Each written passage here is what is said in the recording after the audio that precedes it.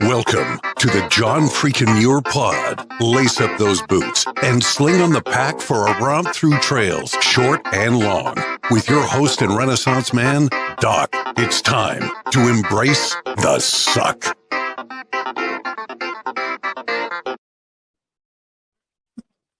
Welcome back to another week on the trail, dirtbags and hiker trash. I'm Doc, and this is the John Freakin' Muir Pod. Let's start off with a reminder. If you are enjoying the podcast, take just a minute, help us out, leave us a review on Apple Podcasts. And if you're not enjoying the pod, well, just go ahead and keep that to yourself. This week, we are talking to world traveler, nomad, and current PCT hiker, Sierra Peters-Buckland. Welcome to the John Freakin' Muir Pod, Sierra. How's it going? Really good. I'm excited to be here. I've never been on a podcast before, so I'm ready. Well, we are happy that you're here, and I'm glad that you chose the John Freakin' Muir Pod to be your first podcast. Me too. I was really stoked when you messaged me. Now, we have to start. I can't ignore your name, Sierra. I mean, it's like the best name ever for anybody, especially coming on this podcast. I feel like that might be how I ended up on this current hike too. So my name's got me into a lot, it seems. Okay. And what is the background behind your name? So even though I grew up in Scotland, my mom is from California originally. So she was obviously familiar with the Sierras. I don't know if my father had much input in that. He must have just liked it and went along with it. But my dad's done a lot of traveling too. So I'm sure it wasn't a hard convincing for him. Okay. So you're from Scotland, but I don't hear a strong Scottish brogue there. A couple of my fellow hikers call me the fake Scot because I've got the worst Scottish accent. When I say Scottish, you can maybe hear a tiny bit of it. Yep, it's bad. I can't even blame it on the traveling. I kind of sounded like this before traveling, but with an American mom and an English dad, and I grew up in probably the most English part of Scotland in St Andrews, it came out like this. Okay, so that's quite a combo there. That's great. That's great. Yeah, call myself a mutt. Now, Sierra, in all of your time on the trail, have you picked up a trail name? I have. So I've ended up with Lucky Charm. Lucky Charm. I love it. It's kind of Scottish, right?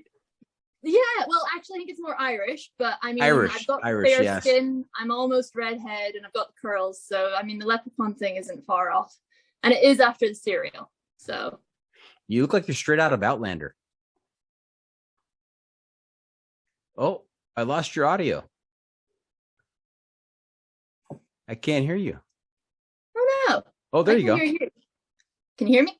Yes, now I can hear you. I think this, I'm afraid, might be just lovely motel, hotel kind of Wi-Fi. Okay, well, we'll kind of make do here. So let me say that again. I'll edit that part. Mm-hmm. So you look like you're straight out of Outlander.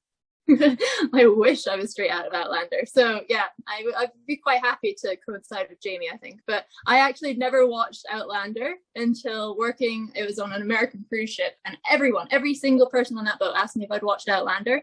So the first thing I did when COVID hit and everyone stayed at home and watched Netflix was binge watched Outlander. And safe to say, my aunt and I were obsessed. Wow. So on the cruise ship, everybody asked you. So I guess that means that I'm predictable. I'm falling straight into the trap of just asking you the questions you've already been asked before. That's all right. I'm okay with that, especially if it's talking about Outlander. All right. And you worked on a cruise ship. Very briefly. It was meant to be a wonderful 6 months that COVID shortened to 3.5.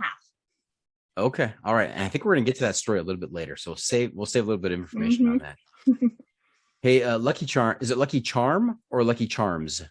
It should be plural, but I've stuck with Lucky Charm. It just has a better ring to it. Because there's just one of you. Yeah, well, there actually isn't. That's the funny part. I met the other Lucky Charm about 2 or 3 days ago. So she got it for being lucky, and I got it for the marshmallows that are in the cereal. So we've got different reasons behind it. So we can share the name. Well, I'm not sure I understand how you got this name. Then you have to explain this to us. What's with the marshmallows? Well, I've always loved marshmallows in every form, so I often get gifted every kind of marshmallow out there. And my aunt managed to find a website where you can buy just the marshmallows from the cereal.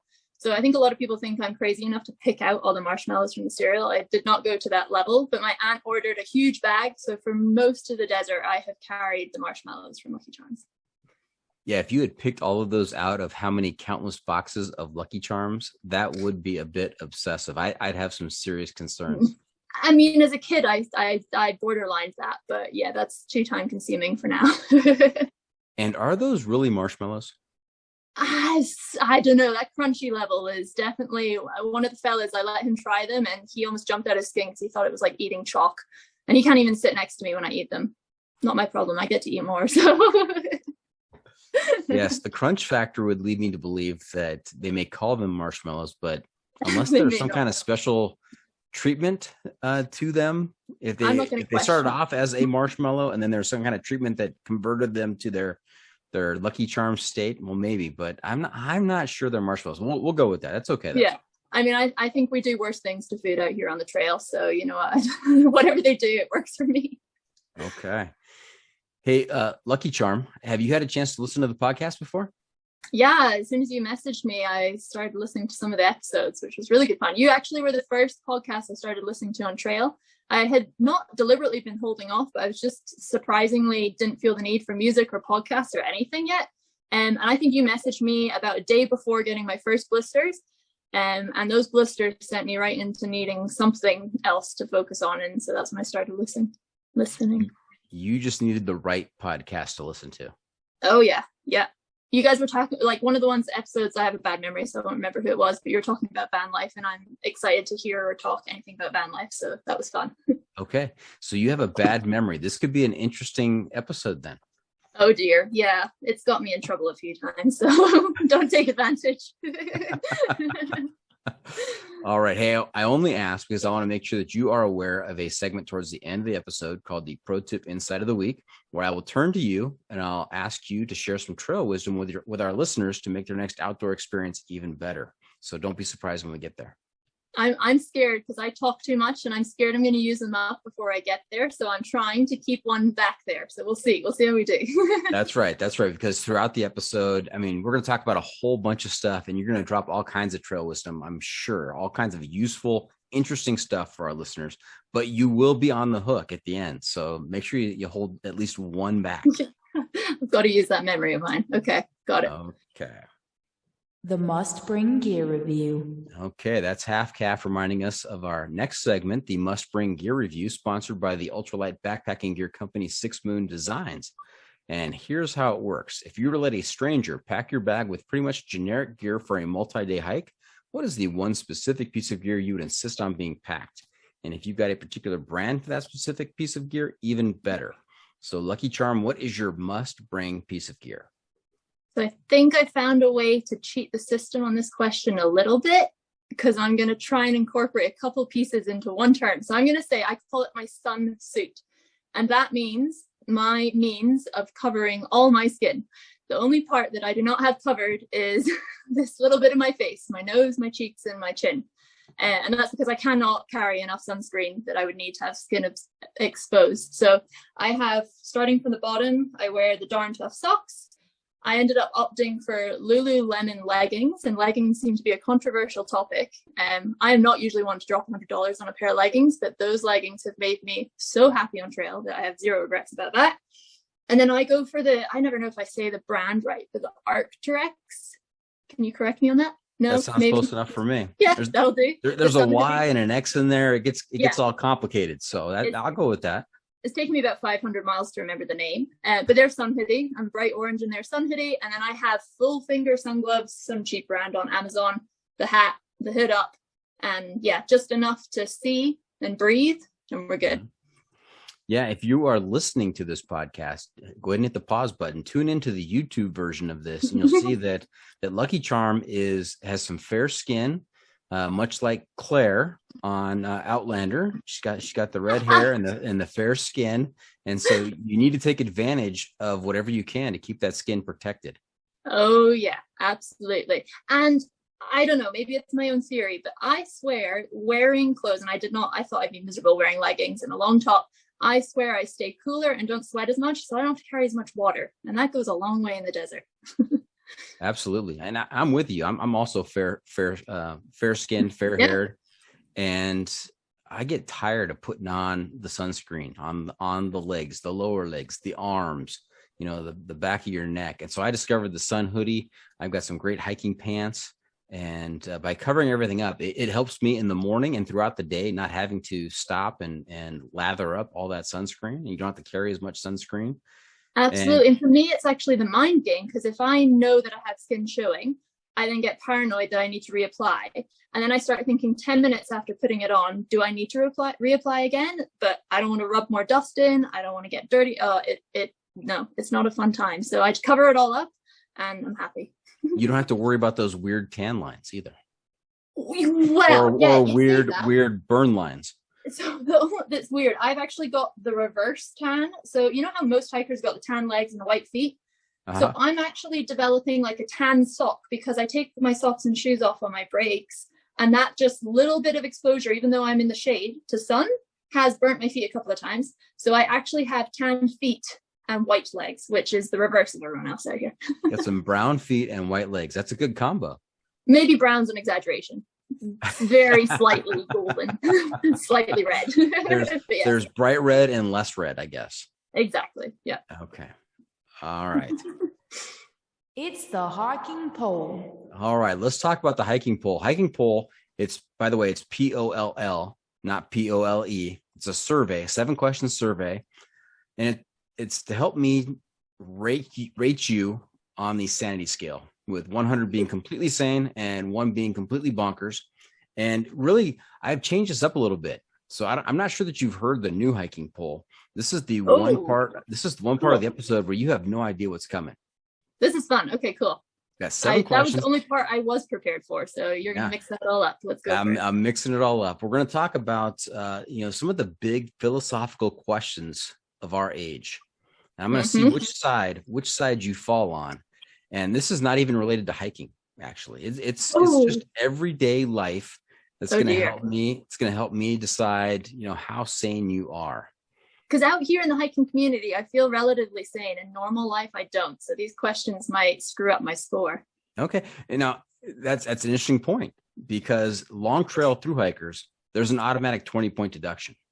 Wow. So Sierra, you're out on the PCT. You're automatically at a top score of 80. Okay, we'll take that. Okay. Now, in your real life, in your everyday life, back in the world, where do you fall? Where do you think you fall? How would you score yourself? 1 to 100 on the sanity scale. So 100 is sane? Completely sane. I put myself at a cheeky 50-40, but I think my friends and girlfriend and other people might put that a little bit lower. A cheeky 50-40. Yeah, I feel like I'm not too crazy, but I definitely don't do traditional. I guess it might be the polite way to put it. Okay. Now on the scale, 1 to 100, if you're at 50 or if you're at 40, that's yeah. Is that going bonkers already? I thought that was a fun bonkers. Fun. Okay. So a 50 or a 40 is like a fun bonkers. Okay. I got it. Yeah, that makes sense. That works for me. All right. Are you ready for the big philosophical questions of our age? I'm ready for this. Okay. So in your everyday life, do you sleep with your socks on? Oh, no. I have a theory that I have cold feet all the time. And I have a theory, if you put anything on your feet while they're cold, they stay cold. So no. Yeah, no socks for me. Okay, and this is good. I'm not looking for one-word answers. I'm looking for a little explanation. You're doing just fine right now. Okay. Next question. Does pineapple belong on pizza? No. I'm so sure about that. And everyone around me eats pineapple with their pepperoni, and I'm not okay with that. Why not? Why wouldn't pineapple belong on pizza? I have an issue with fruit being in savory dishes. So I have no issue with pineapple being hot. I love when you go like Brazilian restaurants where they'll have the whole pineapple covered in cinnamon. That's delicious. But I don't know. It's the same. Some curries and stuff will have lychees in it and stuff. No. And I love fruit, and I'm really not a picky eater, but that is probably about the only food thing you would have found me super opinionated about. That is probably the most vehement reaction I've had so far on that question.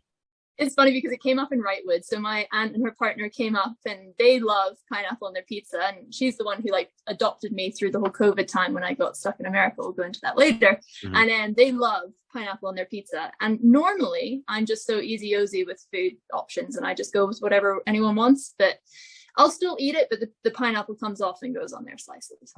Now, what if the pineapple had cinnamon on it? That comes to a whole other story that's just reminded me of. Oh dear, do we have a minute for a quick side story? Oh, absolutely. This podcast is all about side stories. Sorry, parents, you're going to hear a drunk story, but I'm Scottish. We are not known for staying terribly sober, especially through university years. I can just see a few of my friends at uni cracking up right now. I got very, very drunk. And I, as you just saw, how passionately I hate pineapple being on a pizza. I woke up one morning on the couch of my flat that I shared with like 5 other people. And next to me was a half-eaten pizza, Hawaiian pizza covered in cinnamon.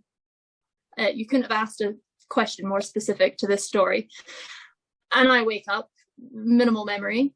And basically I pieced the story together. What had happened is before drinking, my friend said she was going to make pancakes in the morning and she asked me to bring cinnamon over. Now I have a bad memory like we talked about. So I left the cinnamon out so I'd remember to take it in the morning. Supposedly drunk me, I will never know because I don't remember why I ordered that said pizza. Got home, probably didn't like it because I don't like pineapple on a pizza. I don't tend to have standards when it comes to mixing food. So I guess I saw the cinnamon. I know I like cinnamon. Maybe I thought that would improve the situation. But to top the whole story off, it turns out I paid for that pizza with my entire bag. So when they gave me the pizza, I just plonked my bag, which included I think I kept my phone, but everything else, all my money, all my bank cards, all my belongings for going out in an evening, I just gave it to them and I ran down the street. Like the poor fella, I'd been in there a few times. He like kind of recognized me. I guess he came out in the street to be like, what are you doing? And I was off in the distance. I had a tendency to run when I was drunk, especially when I have food. I guess I just had I had to get home and eat. And I figured all this out because I figured out which company I had the pizza box from. And I called them and he was like, yep, you just paid with your entire bag. So I had to tail between my legs, go back, recoup all my belongings and never understand why I put cinnamon on my pizza. So you throw the bag at him, you grab the pizza and you take off, you run. He turns to his manager, the restaurant manager, and says, we've got a runner, and tries to catch you, but you're evidently you're too fast. That was it. Yeah. I'm faster when I'm drunk than when I'm sober. I'm sure of it because I'm not very fast when I'm sober.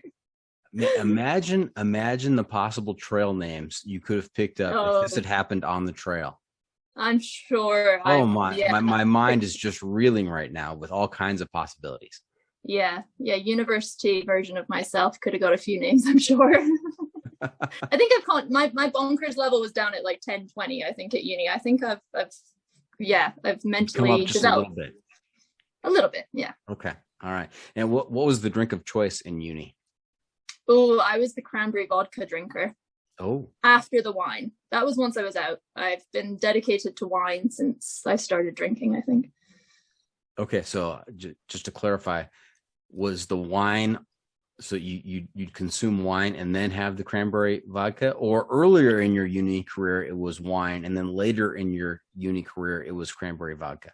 No, all in the same night. So pre-drinks was all on the same night. Oh yeah, it typically went wine at pre-drinks because that was cheap, and I like that horrendously sweet, like Zinfandel, Grenache kind of rosé wines that people. But is it pre-drinks if you're drinking? Yeah, because it's pre-drinks before drinking out. In America, pre-gaming. Oh, pre-gaming. I like That's that. Right. Well, it was pre-gaming because we did games often too while we pre-drank. Yeah. That makes sense. But yeah, it was the wine at home, and then it probably turned into the vodka cranberry most of the time out, and then it went to the shots, and then I don't know what I was drinking after that. Okay. So you're not sure what kind of shots you were taking? Tequila usually. Oh, tequila. Yeah. Your facial expression as soon as I said that. You're not a tequila drinker, huh? 1 tequila, 2 tequila, 3 tequila floor. Oh yeah. The definition of that saying, I would say back then. Okay. I really enjoyed that side story. And if you can keep working those in, we're going to be just fine here. Okay.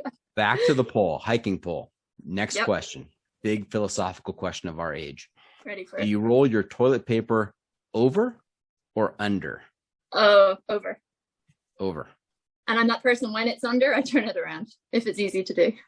If you're at a friend's house and you're in the bathroom and you notice it, you're like, oh, no. Yeah. We are not going to let this happen. Yeah, it depends on the friend, but yeah, probably. And out, like even in restaurants and stuff, I turn it around. Now, why do you think over is better? It makes more sense to me. It seems easier to flow, which doesn't make any sense because it's circle when I say it out loud. But it's over. I don't know why, but it's got to be over. Yeah, I agree. No point deduction there. That's the correct answer. And again, correct is my version of what correct is. So this is all subjective. Because I've actually never thought of why. Why is it correct? Yeah, why do you think it's correct? I think it's correct because as you're sitting there and you need to grab some toilet paper, you can see very clearly where the edge is, right? You can just grab it real quick, right? Whereas if it is tucked under, if it's not hanging freely and you have to then spin the thing for a while and find where the starting point is.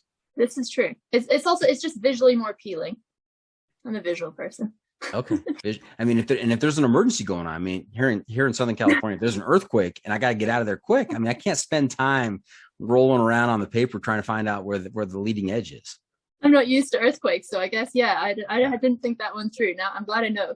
Well, that is just one possible disaster that can happen out here. We have all kinds of, things. I'm glad my OCD is like a safety thing too. That's good to know. Oh, OCD. We're going to talk about that too. I'm going to make a note. OCD. And I do apologize. I'm in one of these motels where like lights just turn on and off as they wish. So if it starts getting too dark, just let me know and I can switch lights on again. I thought maybe it was for ambiance or you had like a dance studio. I just noticed at different times, different lights are starting to dim down. It wasn't intentional. All right. Next question. How do you pronounce the acronym GIF, as in electronic file picture? Oh, I say GIF. Does anyone say, is it GIF or GIF? Is that what you're getting at? That's what I'm saying. Which one is correct? I'm GIF. GIF. Why GIF? That's a good question. GIF sounds like Jiffy Lube that you guys have out here, which is we don't say that back home. So I'm going with GIF. Okay. GIF. Yeah, it's a G. I mean, GIF you would think would be with a J, right? Yeah, I agree. Yeah, GIF. Okay. All right. Next question. Cats or dogs? Okay, 110% dogs, but that doesn't mean I don't like cats. So I'm pretty animal crazy. I had a zoo growing up. I trained and competed in dog-gility, and if you see a dog, you kind of have to control me. I have to realize there's an owner at the end of the lead sometimes. No, I'm all about dogs. Now, dog-gility. You have to dog-gility. Two questions there. First question is, how do you spell that? Agility, Agility. No. I also can't spell. I thought you said dog-gility. Dog shit. No, it's probably the internet. I noticed you froze for a minute, so I'm going to blame the internet on that. Okay. So it's not dog-gility, it's dog-agility? That's correct. Oh man, I like dog-gility better. But that's we can call it that.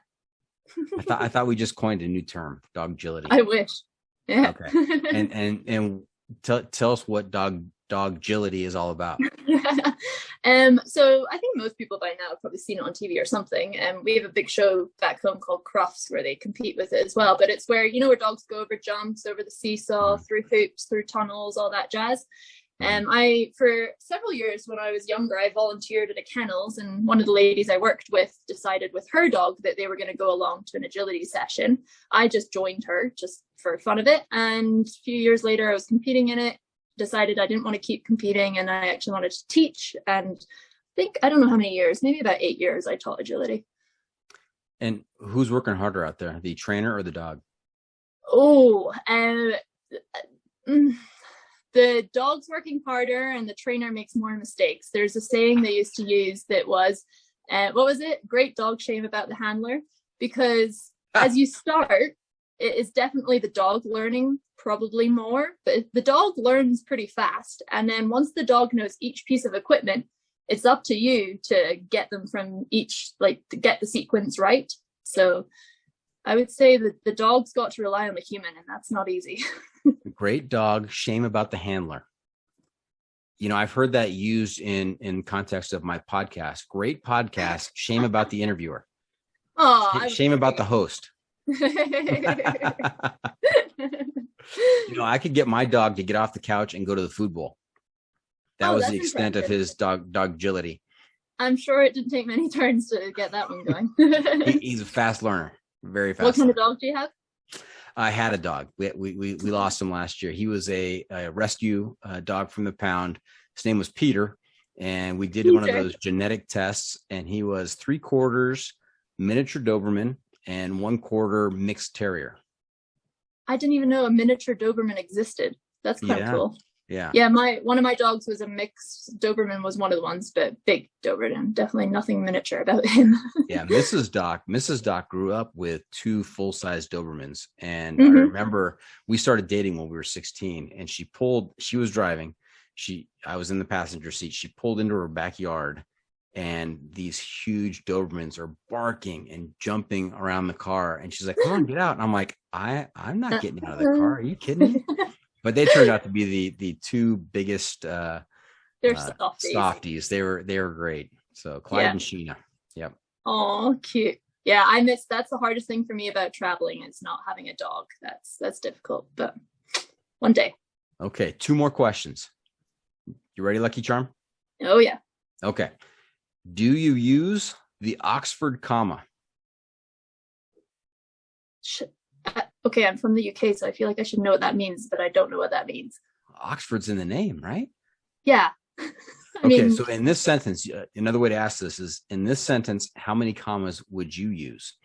The American flag is red, white, and blue. 2. No, red. 1. So you put a comma between red and white? Yeah. And no comma between white and the word and? No. You have to explain more to me here. I'm confused. So what, an Oxford comma would be putting the second comma in? That's correct. The Oxford comma is the second comma in a simple series of 3 items. Wow. Okay. I'm very subtly, if that's the right word, dyslexic, and I was never good at spelling or grammar. So I can't even tell you if this is a difference of British language and American language, or I just am clueless. Well, I'm not sure if it's a difference between British and American, but I'm thinking that since the word Oxford is in the phrase, I would think this would stem from the UK. You know what I used to do as a kid all the time? I've always been bad at spelling. And if I was in America and like a word didn't make sense or was spelled differently, I'd always be like, that's the British way of spelling it. Or when I was in Britain, I'd be like, well, that's the American way of spelling it. And I'm sure it was just my way of spelling it most of the time. But hey, it saved me multiple times. You know what? You've got, I think you've got a great system where, you had an American mother or a Scottish mother? American mother and an English American father. mother, Scottish father, English father. And just English father. Sorry, English father. Oh man, I don't want to make that mistake. No, you got to be careful. English no, father, my dad's Scottish mother, chill, but dyslexic, a little bit of OCD. I mean, there's a whole multitude of things you could lay blame to.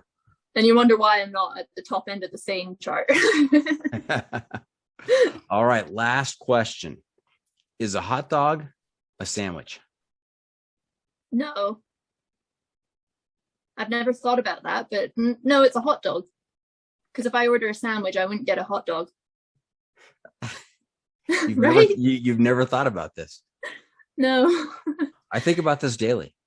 Oh, okay. Well, I mean, I don't think our hot dog, I don't think that the British scene is huge on hot dogs. So I don't think it's a day-to-day occurrence for us. Not a lot of hot dog vendors on the sidewalks of Scotland or England. No. No. Get your brats right here. Come on over. Yeah, no, definitely not. I get really excited every time I come out here to get a corn dog because they don't exist back home. That's probably a good thing. I think I've read somewhere. I think I took a health sciences class in college that said that the unhealthiest thing you can put into your body is a corn dog. I don't want to know. I don't know what Sorry. you're talking about. It's beautiful nutrients. Well, I guess if you're on the trail, it's fine. True, exactly. Everything you can eat anything on the trail. I actually get really like a little bit disheartened every time I bring a friend out here or someone new to America, and I get so excited about corn dog and I introduce them to it, and I don't think I've ever met someone who liked it that I've introduced a corn dog to, and every time it hurts just as much. Is that kind of your tool to determine who is going to be part of your family, or you're going to keep in touch with after the trail? Good question. I haven't seen a single corn dog on trail yet. Like, I hadn't thought about them actually for a while, so that, I don't know, that might be a new quota. Okay, well, I'm glad we were able to rekindle the magic here on the podcast. Yeah, I'm going to be on the search for one now. So what is your definition of a sandwich? A sandwich has got 2 pieces of bread. It can be a bun, it can be like regular sliced bread, and whatever ingredients inside, which is a hot dog. Now that I say that out loud. No, because I wouldn't have a sandwich with the hot dog meat. Okay. Now, what if the hot dog was wrapped in bacon? You're getting more convincing. Have you ever had a bacon wrapped hot dog? I haven't. No. That sounds good though. I once ate the hot dog on its own. I don't know. Maybe it was one of these silly fads of like not eating carbs. Have you ever had a hot dog on its own? It's awful. It was horrendous. There was no flavor. A hot dog's all about the onions and the sauce on top. It's not about the meat inside. I am trying to parse what a hot dog is. A hot dog. Yeah, the doggy part of the hot dog. The doggy part. Okay. Just the meat part? Yeah. Got it. Like the hot dog part without the bun. Not worth eating. Okay. This is good stuff. So so a hot dog without the bun is a hot dog in your opinion? Yeah. Or is it just a hot dog?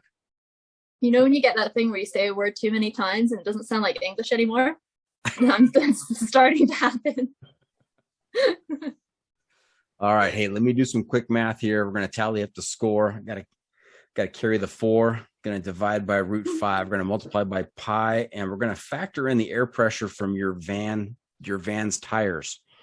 And I come up with a cheeky, as you said earlier, a cheeky 55.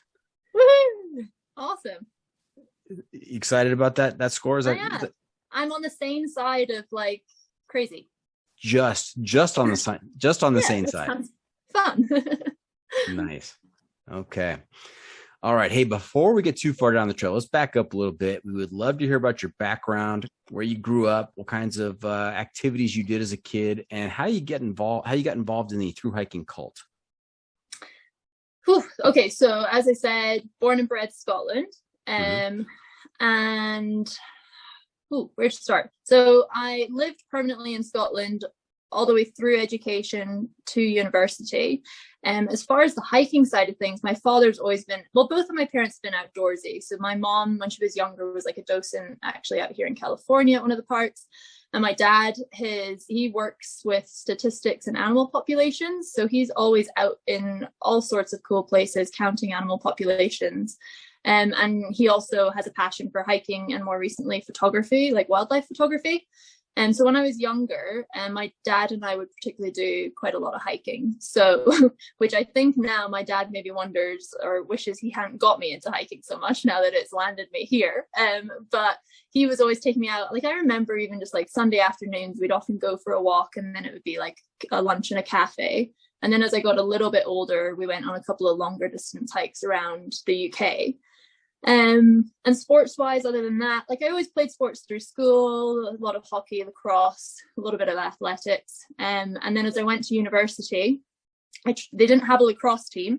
So I tried joining hockey again, but just couldn't get into it at uni. So I actually ended up setting up the lacrosse team at my university, which was really rewarding. It was difficult because there was very few lacrosse players at the uni I went to. So kind of had to become like the umpire, coach, player all in one, and sort of get this development team off the ground.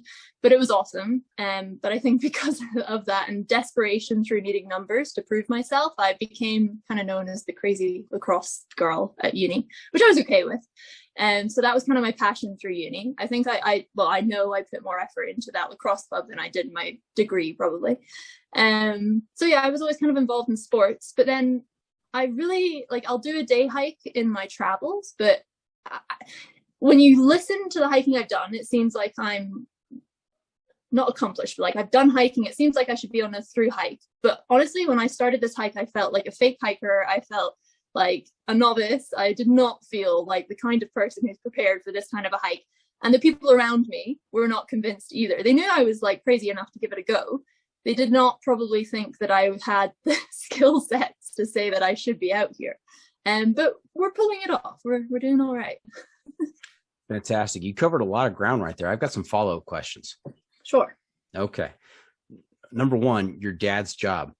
He counted animals. Yeah. He's got this skill where he can like walk around like a square kilometer and tell you how many species of a bird are there and how many of each species. And it's crazy. It's incredible, actually. Is he like a savant? I mean, does he have that kind of counting ability? Did you ever see Rain Man? No, I haven't. I'm sorry. You haven't seen Rain Man? Oh, there's a scene in Rain Man. Dustin Hoffman is playing an autistic savant, and somebody drops a box of toothpicks in a restaurant, and he looks at the floor and he says exactly, that's 437 toothpicks right there. That's 100% my dad. Like he can really? Look at, like there's black cloud of birds in the sky and he'll like calculate that it's X amount of birds, and I'm like, all I see is a black blob. Like I don't understand. And on all my hikes, like I was so fortunate, the kid, he'd point out every flower. He knows all his species of trees and plants and wildlife. And my bad memory, I didn't retain all this information. And now when I'm out here and I'm kicking myself, I wish I had his knowledge. I wish I'd retained more of what he tried to teach me. I'm envious of someone like that. Although, I guess there could be another hiking poll question about, is it better to have a perfect memory or to always have fun? I mean, which one of those superpowers would you want? To have a fun outlook on life all the time, or to have a perfect memory? I don't know. My memory's been a pain in the butt, so it's hard to let go of the idea of having it's very close to your heart. Yeah, this question. All right. Now, you mentioned several times university. It was a university in Scotland? Yeah, so I went to one called Robert Gordon University, which was in the city of Aberdeen, which is quite far north in Scotland. If you look at Scotland as a landmass, it's not that far north, but as far as cities and population go in Scotland, it's north. Okay. Now, I apologize to all of my Scottish listeners out there, but who was Robert Gordon? Oh, you're putting me on the spot. Is this a memory question I shouldn't be asking? Yeah, exactly. I was like, oh no, don't quiz me. That's something I should know because I will embarrass myself. He will have been, so Aberdeen is a huge oil base, and it was like the oil capital of the UK. I want to say that possibly he was part of the oil industry, but that could also be a complete lie. And if I wasn't using my phone to record this, I'd be like trying to get a better answer for you, but we're just going to have to roll with the fact I don't know. So Lucky Charm, what we do on this podcast is even if we don't know the answer, we say it with confidence. And cool. You know what? 90% of the people aren't going to fact check us and look it up on the internet. The other 10%, they might look it up and send us a nasty email. But, for most people, it's okay if you just, go with your gut. Yeah. Yeah. Well, I'm going to go with some kind of engineering guru. That's my not so confident answer. He's not some Scottish war hero. I wish, but I doubt it. Okay. Fighting side by side with the Frasers. Yeah, exactly. Fraser. I say Fraser. Fraser. I think it's Fraser in the series. Because I think when you say Frasier, I think of the TV show Out Here that my mom used to watch when I was little. Look at you. You got all the knowledge. Okay. And what was your degree? I got all the knowledge and don't remember any of it when I need it. And what was your degree in from Robert Gordon? So I did 3-dimensional art, which I finalized in product design. So that kind of was comprised of glass, ceramics, jewelry, and product design. Okay. All right. And this feeling of imposter syndrome out there on the trail.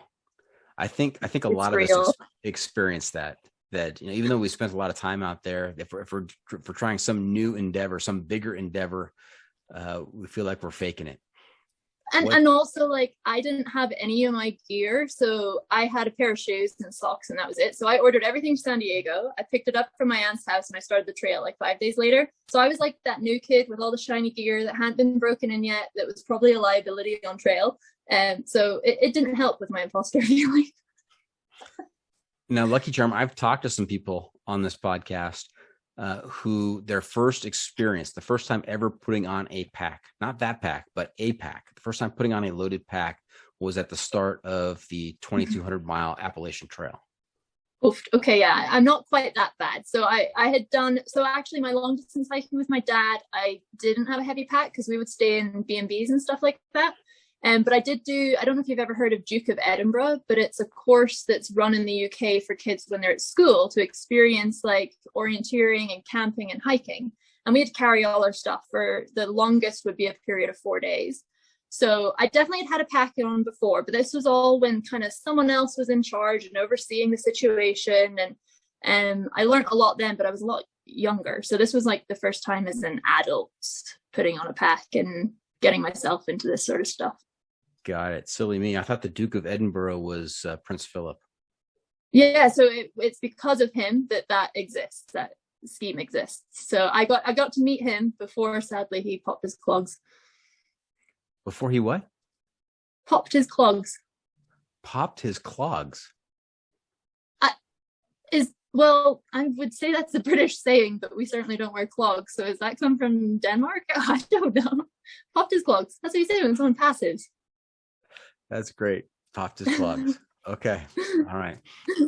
I was gonna go with some other euphemisms out there, but I'm just gonna leave it at that. Popped his clogs. Lucky Charm, what do you do currently to pay the bills and finance your adventures? So this was never the plan, but what seems to have happened is as of about 5 years ago, maybe 5.5 years ago, I will work for, I guess, maybe 3 to 5 months, save as much as I can, and then I'll travel till my money runs out and repeat. So I typically just get whatever job I can or what's appealing. So when I was in New Zealand first, where this kind of pattern all started, I now call them like my Kiwi parents, but they run like a 19 room motel. So I helped them run that when I was there.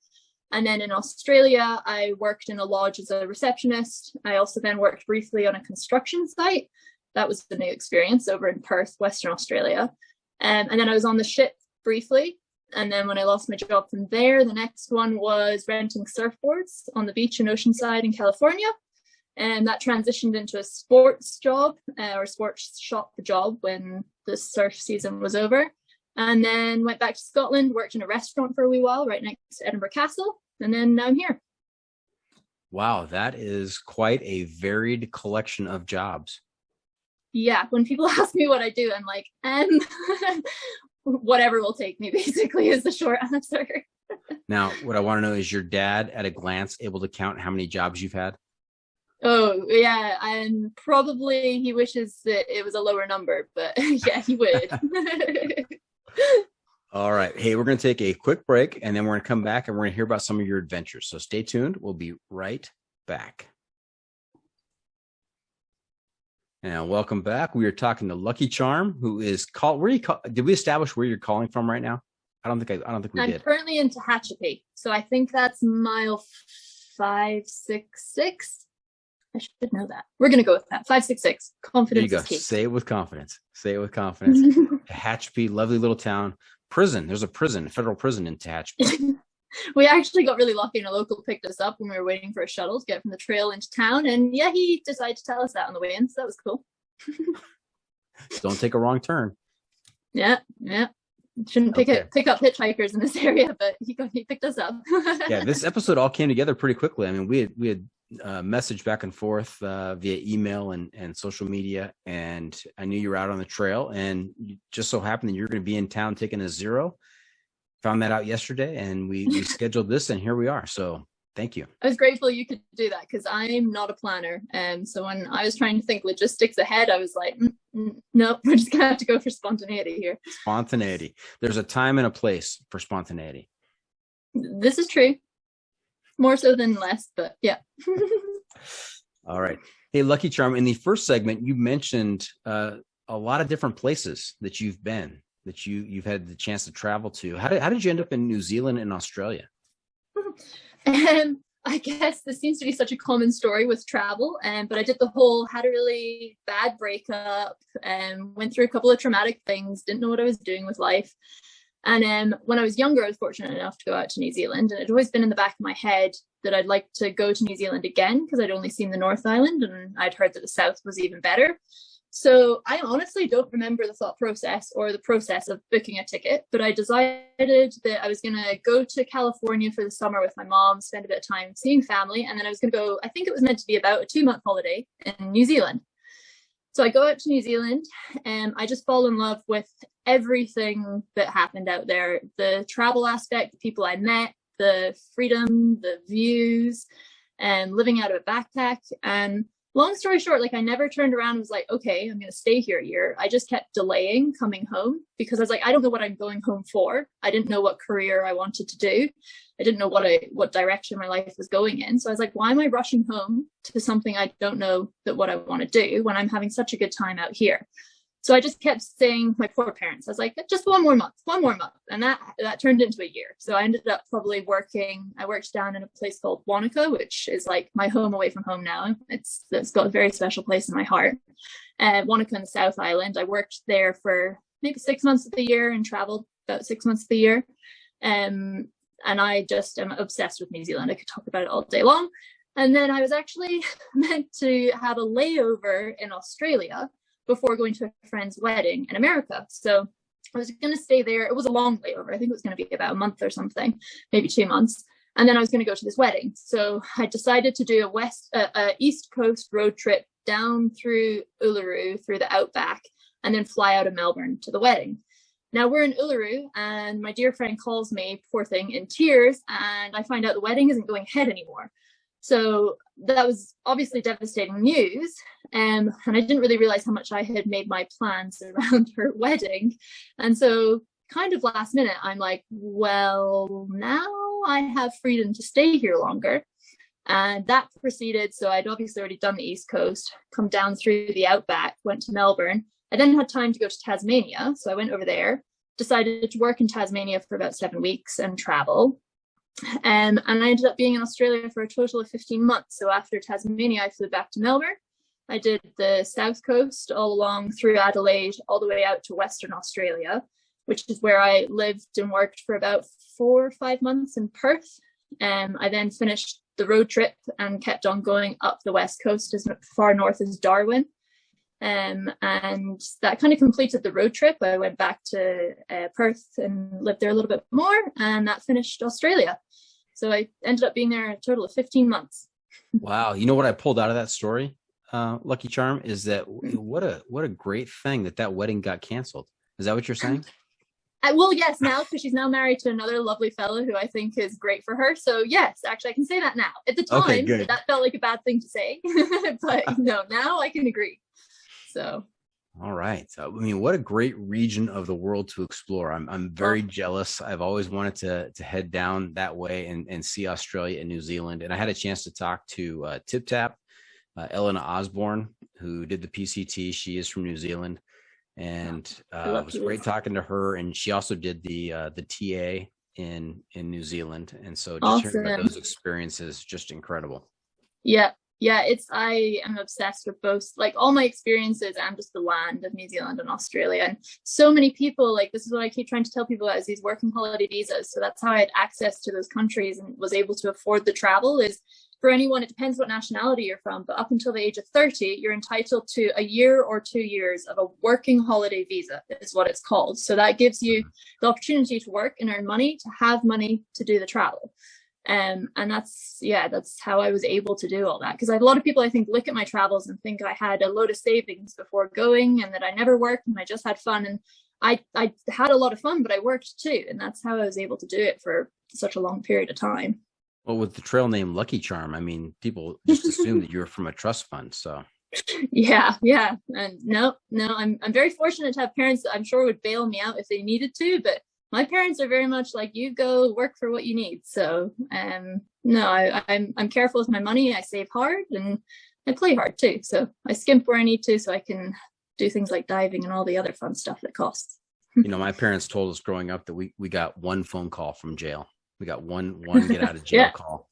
I think my parents If do it the was same. more than that, then you're on your own, buddy. Yeah. No, my parents would be on the same line. And just a note to the listeners out there, I haven't used that call yet, so Sure. I'm saving it up. All right, and then let's fast forward a little bit. You found yourself stuck in Oceanside, trapped. Yeah, I say stuck because I certainly felt far from trapped. So yeah, there are worse places to be trapped, right, than Oceanside, California. Yeah, especially where I was. So we did the year in New Zealand. We did the 15 months in Australia, and this is when I realized I was addicted to the lifestyle and I didn't want to finish. And so I thought I should probably go home and check in with the parents. At this point, I had been home for 2.5 years. So I, through Singapore, I think it was, went back to Scotland for about 3 weeks. And then I decided, actually, I didn't decide. I was at a house party and this girl had found out about working for National Geographic cruise ships. But she was really upset. She found out you have to be an American. And she's complaining about how she can't work on this ship because she's not American.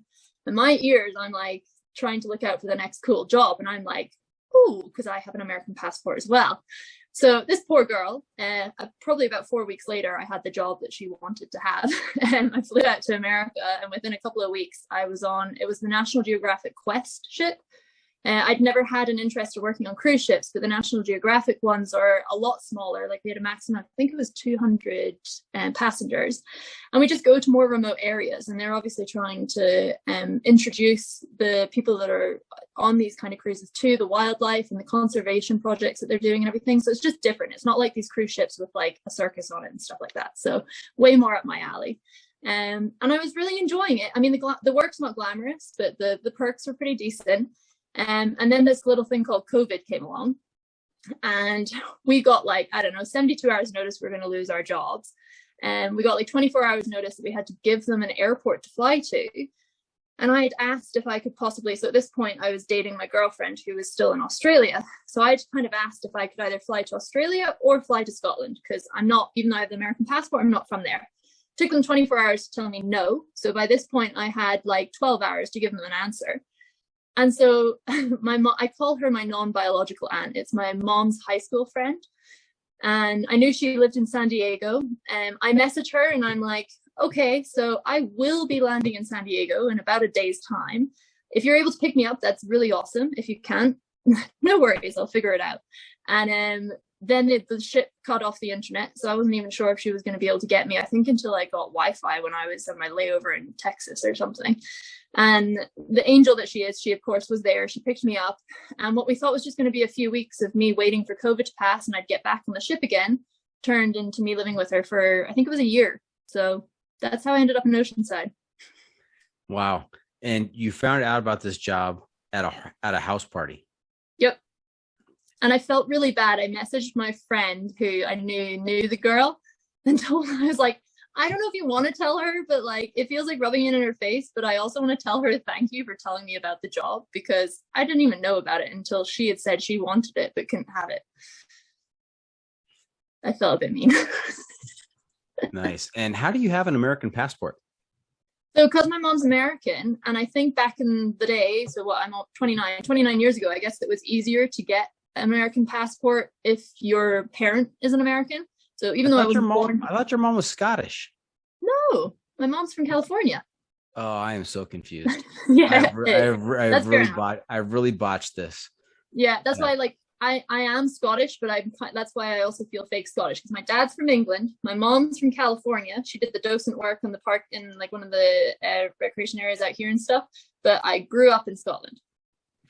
Got it. So my listeners out there who are listening and saying, Doc, what are you doing? We knew this when she explained it the first time, 45 minutes ago. I thought your mom was Scottish and your dad was English. This is even more complex. The mom was American, dad is English, and you grew up in Scotland. Nailed it. And you know what? Okay. As a kid, I used to say I was two people because I used to always say I'm half American and half English. But then I knew I was Scottish, so I decided as a kid I was two people because I was a whole Scottish. I was half American, half English. And that equals two. Okay. And now that you're talking, now that we're talking through this again, I think I remember the original version. And between then and now, I got confused. So, all right, we're back on track. We're back on track. All right. Now your eyes really lit up. I'm not sure if we were on air or if it was off air, and we were talking about, I think it was on air because you were talking about van life and the couple that you had listened to. Your eyes lit up when you mentioned van life. And so tell me about why you're so excited about that. I get so excited about van life. And it's funny because like it's in fashion now, and I guess it was when I did it, but like I never saw van life on Instagram and wanted to do that. That's not how it worked. It was more that all my traveling around Australia and New Zealand was in a car, road tripping. I love road tripping is where it came from. But most of my travels, it was a tent. We would throw up a tent or we'd sleep in the back of the like 4x4 car around New Zealand and Australia.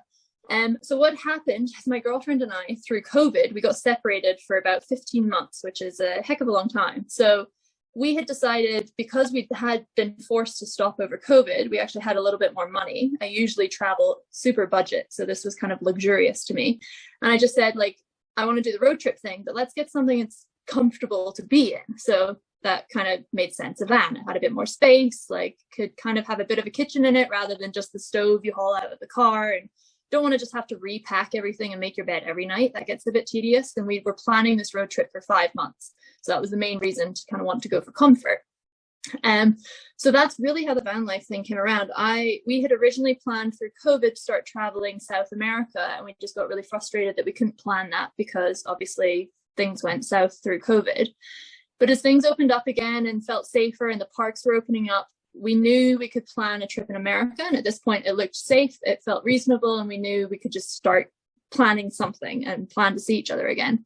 And I had always said, I think it was about 6 years ago when I did a short road trip with my mom, that when I retire, when I win the lottery, I want to see all the national parks in America. Because when I was struggling a little bit with depression and everything prior to traveling, we went to a few national parks, and that's when I first fell in love with the parks. The variety of scenery in this country is just incredible to me. And so I kind of talked my girlfriend into this idea. She'd been waiting to travel for a few years, and America had not been the top of her list. So I had to do a little bit of bribery. It didn't take too much though. And yeah, we started the van search, which that's not the fun part. But that was the beginning of starting the van life thing. Okay. And Lucky Charm, can we just take a minute and talk about how van life, that there's been no bigger turnaround in public opinion than van life. I mean, back in the day, if you said you lived in a van, people kind of looked down on you and said, oh, tough times. And, there's some stigma attached to that. And now, I mean, you've got all kinds of people posting on Instagram about van life. Hashtag van life is a huge, huge hashtag out there. People pay more than a house worth for some of these van builds. It blows my mind. Yeah. And I'm going to lead with this topic. And my biggest piece of advice to anyone ever who wants to get into van life is don't even touch a van without getting a pre-purchase inspection. Do not purchase a van, because even though we told ourselves we were going to, we took a risk and that went so wrong. That's a whole other story. So if you're going to buy a van, get a pre-purchase inspection. Okay. That's almost like a pro tip right there, but it's not the pro tip. It should be the pro tip. I'll say it again then. That was a stressful time of our lives. Yeah. Okay. Now you mentioned something there that I want to come back to, but I'm not gonna say what it is right now. I'm gonna come back to it in just a second. I want to talk about where has van life taken you? What have you been able to do with the van? So like I said, I had always had this dream of seeing the national parks, and the reality, what happened is we managed to tick off 50 of 51 national parks. We did it in 4 months. We planned it in 5, but because of the disaster of the van at the beginning of the story, our time got cut a little bit. And it was such an incredible trip that we're still processing it to this day. We saw so much in such a short amount of time that we still sit back sometimes and just kind of take in what we saw. Yes, we would have loved a little bit more time, but honestly, it was doable in the time that we did it. And we had an incredible time. 50 of 51. Now, I would be remiss if I did not ask, what is the one you missed? Oh yeah, that was a sad moment when we weren't able to get that last one. So we were in Key West in Florida, and there's one called Dry Tortugas. It's an island right off the tip of Key West, and you can only get there by a boat or a plane. And they were sold out. We still tried. We went there first thing in the morning. We chanced our luck at a cancellation. We did everything we could. We chanced our luck at the canceled expensive plane, everything. There were no options. But we still took a snorkeling trip that went like on the outskirt of the island. So we saw the fish and snorkeled around Dry Tortugas. We just haven't stepped foot. And the important bit is we haven't got the stamp. So we got stamps at every other park that, the passport. Have you seen those? The national parks? Yeah. You've got two kinds of people, the people who laugh at that and the people who they live by those books. We loved those passport books. So we got to go back. Now, Lucky Charm, I know you've mentioned OCD. How are you able to get through each day knowing that you've done 50 of 51 national parks? I mean, it would seem like it would eat away at you. It seems to me. Yeah, I had to actively do some mental processes when we were in Florida. But you know what? It was so darn hot and sweaty in Florida. I think I focused on just staying alive as a Scottish person in the humidity, that it didn't wear me down too much. And I've just accepted I'll go back one day. So. Okay. Now I'm going to ask a question. I have no idea what the answer is. You may tell me to go pound sand. It's none of my business. But you mentioned depression, and I know that a lot of folks out on the trails are working on stuff. Is this do you think that depression has been a force in your life that has pushed you in this direction to experience all that you can out there? 100%. So what I realized was, I went through consecutive events of the typical boyfriend cheating on me, and then we were first on the scene of a fatal car crash and all these deep issues that went on, when I think it was about a 6-month period where I just could not. I tried the counseling, I tried everything, I tried medication, I dabbled with it. I didn't want to, but I needed something.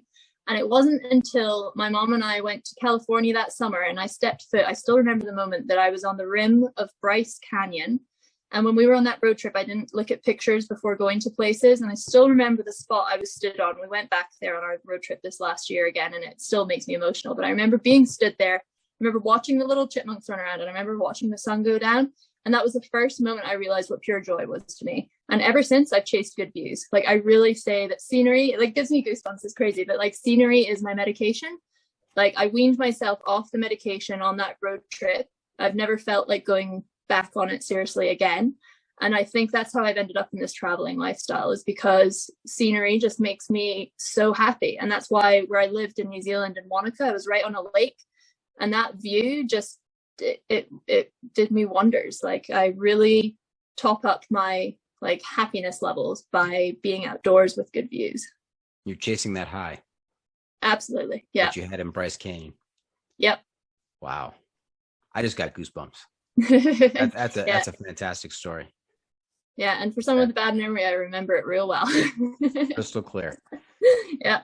Now, what possessed you to say, okay, so you've had a lot of experiences. I mean, a year in New Zealand, 15 months in Australia, cruise ship, 24,000 miles in 4 months in a van, 50 of 51 national parks.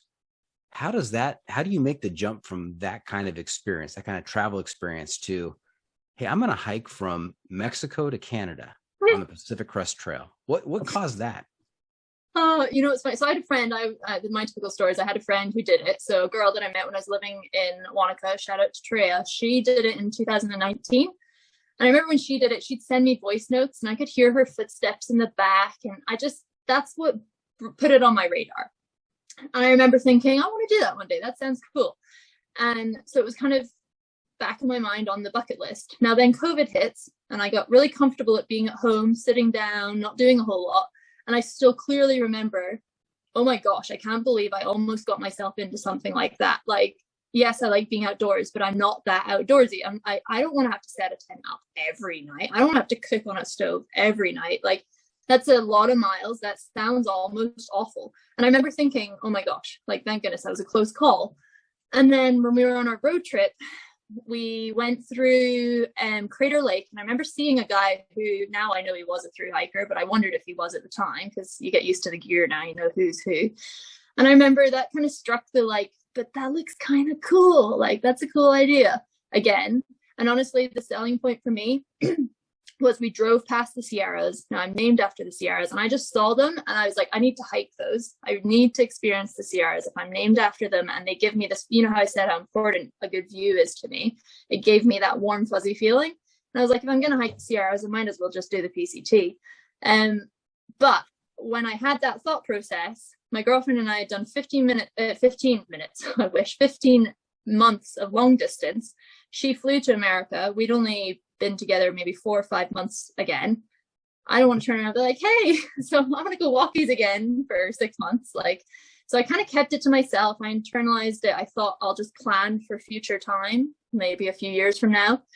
And the more, like, you'll probably know, being in this community, and the more you think about a thru hike, it becomes an addiction. And I just couldn't let go of it. And because we have other plans coming up in the future, just time wise, it kind of turned out to be I do it this year, or I might have to wait about 4 years, and I'm not a waiter. So but I still, up until the reason I ordered all my gear so last minute is because still the middle of March, I'm still telling people I'm doing it and internally thinking, actually, I might just travel Europe with my girlfriend. That seems easier. That seems like safer. Like, and then I don't know what happened. I got fear of missing out. Her poor thing, I roped my girlfriend into doing about half my research. We were there in 2 weeks. We crashed out, choosing all my gear, ordering it, getting it sent. It caused a near heart attack, I think, but we pulled it off. And that's how I ended up on the PCT. I didn't know what I was doing till I hit the trail and I realized I was on it. And it sounds like she's really supportive. Incredibly. Like, obviously when I told her I wanted to do it, her first thing was, I'd rather not be apart for 6 months again. But she said, the thing I love about you is your adventurous side. So she's like, you got to go do this. So, and she wishes she could be doing it too, but her dream right now is to travel Europe. So she's making that dream happen while I make this happen. Does she have a trail name? No, she doesn't. But I mean, this poor girl, she loves hiking, but her feet are useless at hiking. Like, we did hikes around the national parks, obviously, last year. That girl, she can create a blister faster than anyone I've ever met. All right. Now, FOMO, you fear of missing out. You thought if you're going to put it off for 4 years, that'd be too long to wait. Well, I was half scared I'd talk myself out of it, because I'd already talked myself out of it once. And also, you just, like, you're never guaranteed tomorrow. Like, a bit of a heavy topic, but I was doing temp work before traveling during this time when I was going through the depression. And so that meant that I'd fill in the office work for places that were down a member of staff or needed help. And for the positions I was at, I was covering for people who had just died from cancer or just been diagnosed with terminal cancer. And all these people were within a year of their retirement age. And I was like, something's wrong here. Like, why wait for a time that you're not guaranteed? And I think that started the idea of, let's, like, do more of what I want to get done now. It just opened my eyes that, like, we're not guaranteed anything. So I feel quite strongly about that. And that's probably also another reason how I've ended up with this lifestyle at the moment. Yeah, that really resonates with me. We're not guaranteed anything, and I'm currently full-time employed, and I wonder about that. You know, if I work till I'm 60, and then 61, I kick off. I pop my clog. What is the point? What is the point? And I also you can pop one clog. I think you have to pop both. I have to pop both clogs, not just one. So. You got to leave one here and the other down under. I don't think, but I'm gonna go with popping the clog. Okay. Popping the clog. We're just say it with confidence, Sarah. Don't contradict me. Okay. Got it. And then also the this whole concept of the mind worm of this concept, this idea getting inside your head and just festering and wiggling around and gnawing at you until you commit wholeheartedly to, you know what, I've got to do this. And I'm always looking for the next excuse to not sit and do a job for too long. So, like, I was starting to run out of ideas, because the only reason I ended up back in Scotland was because my girlfriend had to do her working holiday visa in the UK last year, because you have to, like I said, do it before you're 30, and she was turning 30. And so that's why I was there. And I kind of had this feeling of like, I'm here for her, which I'm happy about. But 2 years of being here for her was a bit long for me. Like, I didn't want to be home. I actually wanted to be in Canada originally before meeting her. So this was kind of the compromise. It was like, I can go off and still do something that ticks my selfish boxes, and she can still get what she's after right now. And it just seemed perfect because I can still go home and spend quality time, but I'm now off getting my adventure fix too. And I don't seem to like to do things in small amounts, I guess. So here we are, 5 months. I was like, great, that's long enough for me to get a full fix of adventure. And has the PCT been what you expected it to be? Honestly, actually, more so than I thought it would be. So I expected to be unexpected. Does that make sense? I don't think so, but you get what I'm saying. I was expected to be shocked a bit more. I think I'm still processing a lot. But I have been surprised that I'm not in more discomfort and pain.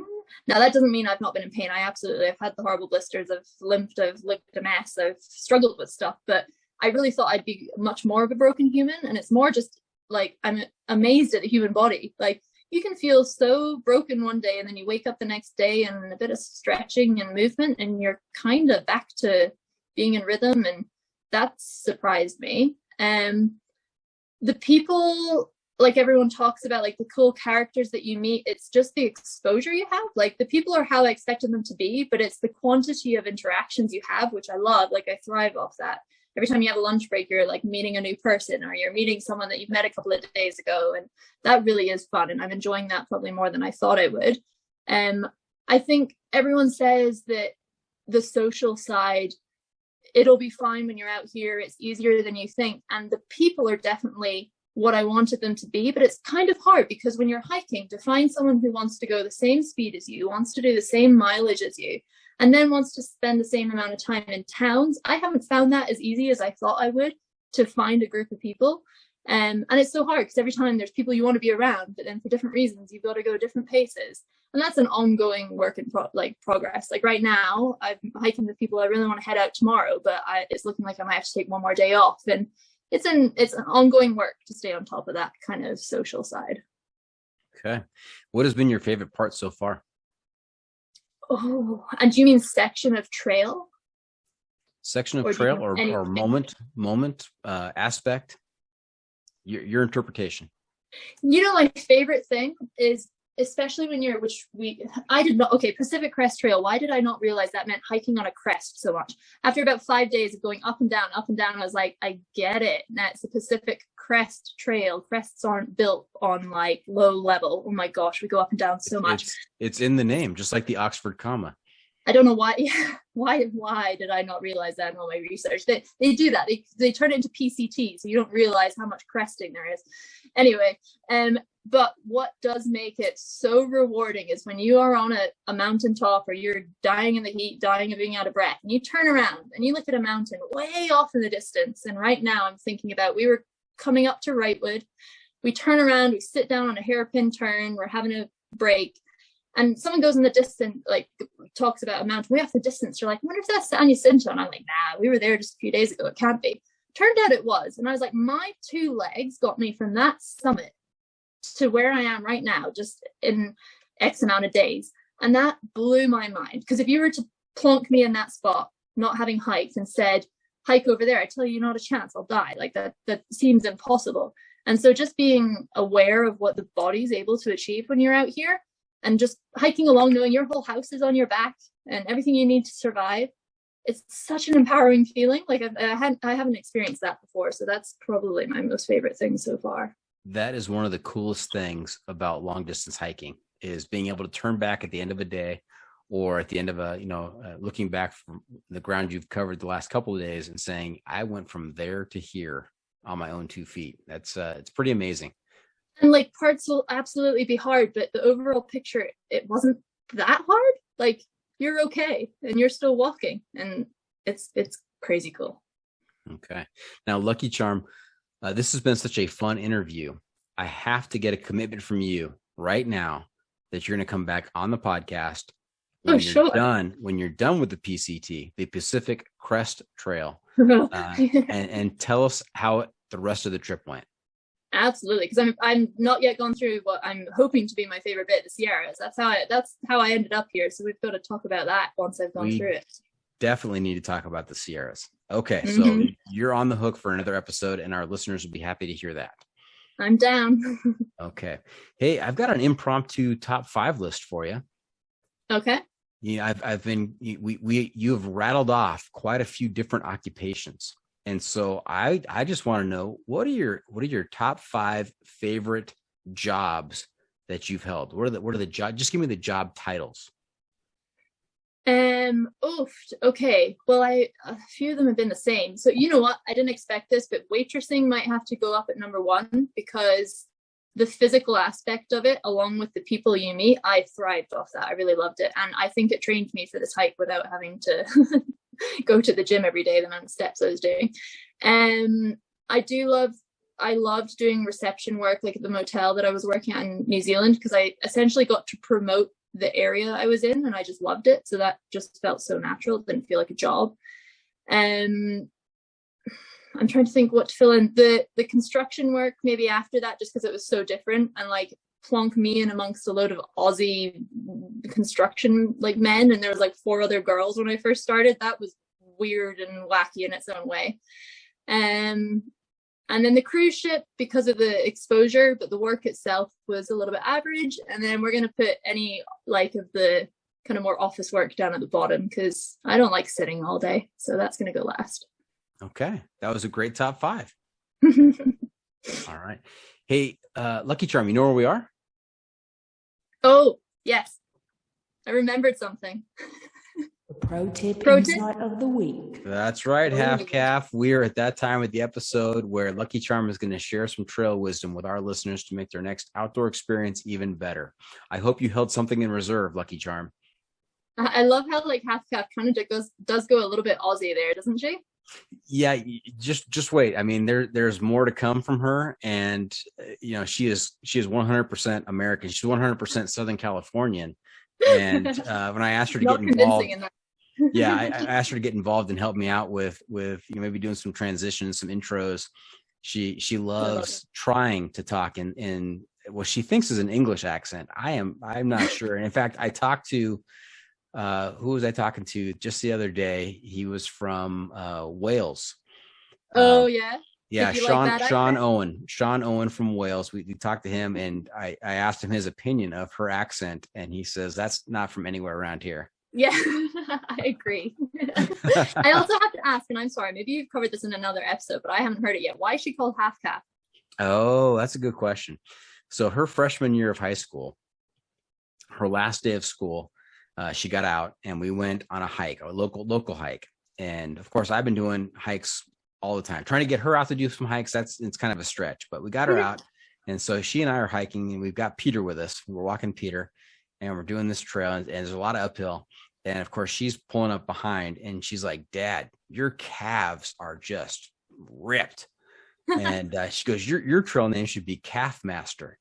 And so I said to her, "Well, if I'm Calf Master, what does that make you?" And we arrived on Half Calf. That's I love that. I was actually walking with a guy like a day or two ago. He's called Calves. Good guy. So that's fun. Okay, so pro tips. So what I had done is I'd saved one for van life and one for PCT related. Now, we already done the van life one, but I'm going to say it again, and I'm going to give you the quick story if we have time for the whole get a pre-purchase inspection. Because what happened, I used to be a budget traveler. I still am. So when my girlfriend and I thought we were going to go luxurious, that still meant budget van. We bought a van that someone sold to us that did not work. Long story short, it didn't even drive straight. And my poor girlfriend's first experience of ever driving in America was through LA rush hour in a van that doesn't go straight over 40 miles per hour. Why she's still with me, I have no idea, but she stuck with it. Long story short, this sounds so American, but my mom has a retired lawyer as a friend who took it on his back to pursue suing the people who sold us the van because they knew what they were doing. And we got asked to go on Judge Judy. Unfortunately, we didn't actually go on the show because both parties have to agree, which obviously people who sold the van didn't. But it was fun to be asked anyway. I thought it was a spam call. Turns out it was true. As of a few months ago, we actually won the case. One, who knows if we'll ever see the money, but we ended up doing the repairs to that van so that we could sell it on with a clear conscience because we wanted to break the bad karma of it. That van got called BBT, Big Black Turd. It was this big spray painted black van. We should have known from get-go that that was nothing good. Anyway, we flipped that. That's what soaked up about a month of our time. We quadrupled our budget and we dived head into getting a Mercedes Sprinter high top, which ended up being probably the best thing I'll ever own. We love that van. We miss it daily. But anyway, we didn't get a pre-purchase inspection on the first one, and you see how that went. We did on the second one, and it was incredible. So do not do van life or probably buy a car without getting pre-purchase inspection. It'll save you a lot of butt-ache. We nearly lost about 10 grand in that situation, but we managed to turn it around and lose a little bit less, but don't do that. That's a great pro tip for van life. And is there a sadder commentary than the typical, the most typical American thing is suing somebody, finding a lawyer, suing somebody, and trying to get on Judge Judy. That says a lot about our current state of affairs. Yeah, and my girlfriend had been in the country 4 weeks, and she sued someone and been asked to be on Judge Judy. She was like, "Well, heck, when in Rome, like." Welcome to America. There you go. Yeah, that's exactly her words. Okay, and then my tip now is very PCT specific, but and I also actually, now thinking about it, you should reach out to who I'm speaking about maybe, and you might want to get her on the podcast. But she's called Morgan, and she owns a company called Blaze Physio, and this year is her first year doing it. She's living in a red van, and she is following the PCT bubble, and she's a traveling physio, and she's wonderful. She travels with her dog Honey, who's a golden retriever. And she's here just to support us. And she works off of a donation basis. So if there's someone out here that needs her help and can't afford it, she's there for them. But it is a job for her. And she's hoping to do it every year. So she hiked back in 2019.